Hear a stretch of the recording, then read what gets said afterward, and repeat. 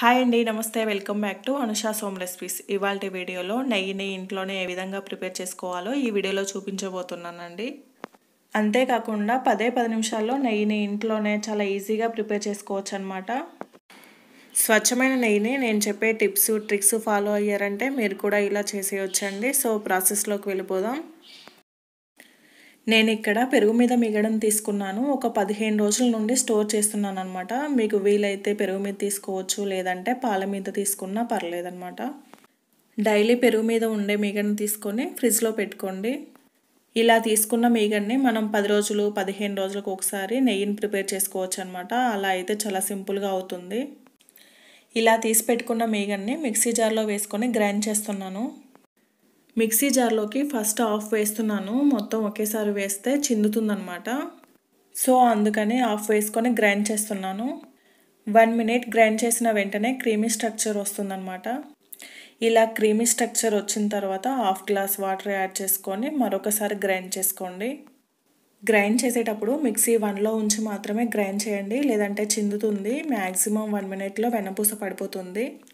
ఈ విధంగా గడ్డలు గడ్డలుగా కనిపిస్తుంది. ఈ స్టేజ్లో మిక్సీ జార్లో నుండి ఒక గిన్నెలోకి తీసుకోండి. అలాగే మిగిలింది కూడా ఇలాగే చేసుకొని ఒక బౌల్లోకి తీసుకోండి. అలాగే జార్లోకి వాటర్ యాడ్ చేసేటప్పుడు కొద్దిగా యాడ్ చేయండి. ఎక్కువ పోసారంటే బయటికి చిందుతాయండి. ఇది మాత్రం బాగా గుర్తుపెట్టుకోండి. ఇలా వెన్నపూసను మొత్తాన్ని ప్రిపేర్ చేసుకున్న తర్వాత ఈ వెన్నపూసలో ఉన్నటువంటి వాటర్ని వేరే బౌల్లోకి పంపేయండి. అలాగే 2 నుండి 3 సార్లు వాటర్తో పూర్తిగా కడగండి. వెన్నపూసలో ఉండేటువంటి వాటర్ని మొత్తం తీసేయండి. నేను యూస్ చేసిన పాలు ఆవు పాలు, అందుకే ఇలా ఎల్లో కలర్గా వచ్చిందనమాట. మీరు గేదె పాలు తీసుకున్నట్లయితే వెన్నపూస వైట్ కలర్లో వస్తుందన్నమాట. మీరు యూస్ చేసే పాలు ప్యాకెట్ పాలైనా నార్మల్ పాలైనా పర్లేదు, దేంట్లో నుండైనా వెన్నని ఈ విధంగా తీసుకోవచ్చు అనమాట. ఈ వెన్నపూసని ఒక బౌల్లోకి తీసుకొని స్టవ్ మీద పెట్టుకొని లో ఫ్లేమ్లో వేడి చేసుకోవాలి. స్లోగా ఈ వెన్నపూస మెల్ట్ అవుతూ ఉంటుంది. మెల్ట్ అయ్యేటప్పుడు పైకి నురగగా పొంగుతుందనమాట. ఈ వెన్నపూసలో 1/2 టేబుల్ స్పూన్ మెంతులు వేసుకున్నట్లయితే మంచి సువాసనతో పాటు పైకి పొంగకుండా ఉంటుంది. అలాగే మీకు అవైలబుల్గా ఉంటే మంచి సువాసన కోసం ఒక తమలపాకును కూడా వేసుకోవచ్చండి. నెయ్యి కాసేటప్పుడు ఈ విధమైన వైట్ పొంగు వస్తుందండి.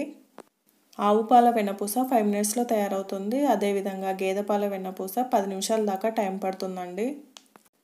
ఈ వైట్ పొంగంతా పోయి అడుగున లైట్ గోల్డెన్ కలర్లోకి వస్తుందన్నమాట. ఆ టైంలో మనం స్టవ్ ఆఫ్ చేసుకోవాలి. ఇంతకంటే 1 నిమిషం లేట్ అయినా కానీ నెయ్యి మాడిపోయి బ్రౌన్ కలర్లోకి వస్తుందన్నమాట. పర్ఫెక్ట్గా నెయ్యి మనకి రెడీ అయిపోయిందండి. ఇప్పుడు స్టవ్ ఆఫ్ చేసుకొని పక్కన పెట్టుకోండి.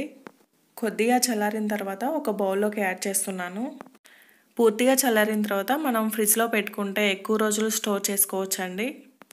ఇలా చేసినట్లయితే మీరు బయట కొనాల్సిన అవసరం ఏముండదండి. అలాగే హెల్తీగా పిల్లలు కూడా చాలా ఇష్టంగా తింటారు. మంచి సువాసన అలాగే ఫ్రెష్ ఘీని చాలా ఈజీగా సింపుల్గా ఇంట్లోనే ప్రిపేర్ చేసుకోవచ్చండి. ఈ వీడియో కనుక మీకు నచ్చినట్లయితే please like, share, subscribe for more videos. Thank you for watching this video.